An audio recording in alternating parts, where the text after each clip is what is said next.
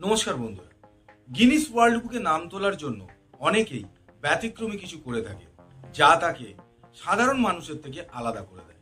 আমরা দেখেছি কখনো কেউ হয়তো বিশাল বড় দাড়ি বানিয়েছেন, কেউ বিশাল চুল রেখেছেন, কখনো কারোর হাতের নখ বিরাট দেখা গেছে, বা এরকমও কখনো দেখা গেছে যে দাঁত দিয়ে কাউকে কোনো লরি টানতে বা বাস টানতে। এরকম ভাবে বিভিন্ন রকমের খেলা বা কাজ করে তারা নজির গড়ে গিনিস বুকে নাম তোলে। সেই রকমই এক চ্যালেঞ্জ নিয়ে অনেকেরই এমন ভয়ঙ্কর পরিণতি হয় যে গিনিস ওয়ার্ল্ড বুক 1997 সালে সেই ধরনের চ্যালেঞ্জ নেওয়া থেকে মানুষকে বিরত থাকতে বলে। তারা অনুরোধ করে যে কোনো অবস্থাতেই যেন এই ধরনের খেলা মানুষ খেলতে না যায়, বা এই ধরনের প্রচেষ্টার দ্বারা নজির সৃষ্টি করে গিনিস বুকে যেন আর নাম তুলতে না যায়। 1997 সালের পর থেকে এই খেলার জন্য পর্যবেক্ষণ গিনিস বুক বন্ধ করে দেয়। আমরা দেখেছি কখনো কাজের চাপে অথবা হয়তো কোথাও ঘুরতে যাওয়া হয়েছে বা কোনো অনুষ্ঠান বাড়িতে যাওয়া হয়েছে, কোনো একদিন রাতে হয়তো আমাদের ঘুমোনো হলো, পরের দিন কিন্তু সারা দিনটাই আমাদের একটা ঘুম পেতে থাকে, একটা ক্লান্তি বোধ হয় এবং একটা বিরক্তিকর ভাব সারা দিন ধরেই কিন্তু মাথার ভেতরে চলতে থাকে। কিন্তু কল্পনা করুন তো, যদি কেউ 453 ঘন্টা 40 মিনিট অর্থাৎ প্রায় 19 দিন টানা না ঘুমিয়ে থাকে, তাহলে তার কি পরিণতি হবে? 1986 সালে টানা 19 দিন না ঘুমিয়ে রবার্ট ম্যাকডোনাল্ড নজির তৈরি করে। যদিও এই নজির তৈরির মধ্য দিয়ে গিনিস ওয়ার্ল্ড বুকে তার নাম ওঠে, কিন্তু তার এই কাজের জন্য তার পরবর্তী জীবনটা পুরোপুরি নষ্ট হয়ে যায়। কিভাবে কি পরিণতি হয়েছিল তার, সে নিয়ে কথা তো বলবই, কিন্তু তার আগে এই রবার্ট ম্যাকডোনাল্ডের আগে আরো অনেকে কিন্তু এইরকম ট্রাই করেছিল এবং তাদের পরিণতি কি হয়েছিল তার দু একটা কথা আমরা জেনে নেব।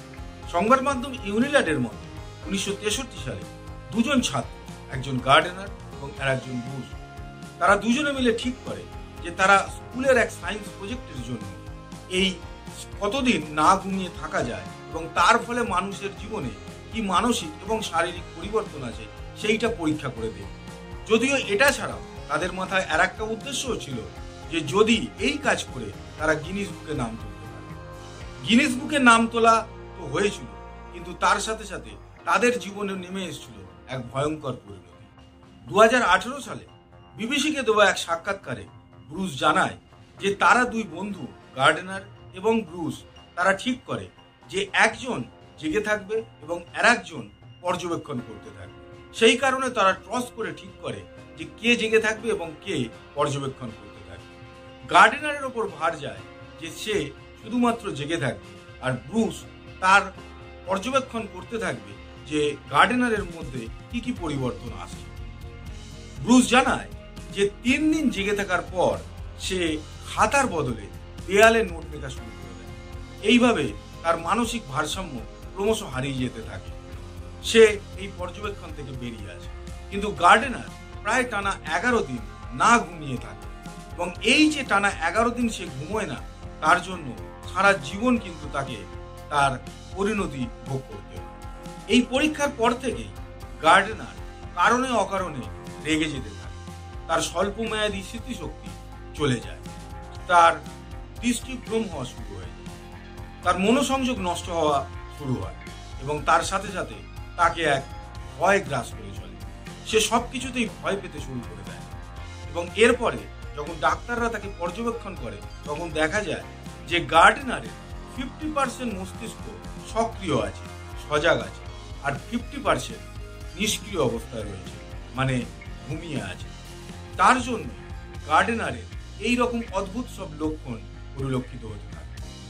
গার্ডেনার এবং ব্রুসের আগেও কিন্তু হনুলুলুর এক ব্যক্তি এই চেষ্টা করেছিল, সেও কিন্তু 11 দিনের কাছাকাছি জেগে থাকে না ঘুমিয়ে, কিন্তু তারপরে তাকেও বিভিন্ন রকমের মানসিক এবং শারীরিক যন্ত্রণা ভোগ করতে হয় এবং পরবর্তী জীবনটা দুর্বিষহ হয়ে ওঠে। এই ঘটনা ঘটার পর থেকেই কিন্তু গিনিস বুক পরিলক্ষিত করতে থাকে যে যারা যারা এই ধরনের চ্যালেঞ্জ নিচ্ছে তারাই কিন্তু শারীরিক এবং মানসিক বিভিন্ন রকম রোগের শিকার হচ্ছে। সেই কারণে 1997 সালে গিনিস বুক জানিয়ে দেয় যে রবার্ট ম্যাকডোনাল্ড তাদের বিচারে পৃথিবী যতদিন টিকে থাকবে, মানে গিনিস বুক যতদিন থাকবে, ততদিন রবার্টকেই হায়েস্ট না ঘুমিয়ে দিন কাটানো, মানে 19 দিন সে যে জেগেছিল, এটাই নজির হিসেবে থেকে যাবে। নতুন কোনো এই ধরনের রেকর্ডকে তারা প্রাধান্য দেবে না বা গিনিস বুকে অন্তর্ভুক্ত করবে। এর অনেক বছর পর টনি রাইট নামে আরেকজন ব্যক্তি, সেও কিন্তু বেশ কিছুদিন না ঘুমিয়ে নজির তৈরি করার চেষ্টা করেছিল, কিন্তু তারও ফল হয়েছিল একই রকম।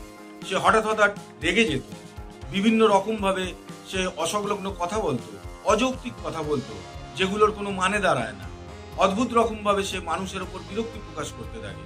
এইরকম অদ্ভুত লক্ষণ তার মধ্যেও পরিলক্ষিত হয়।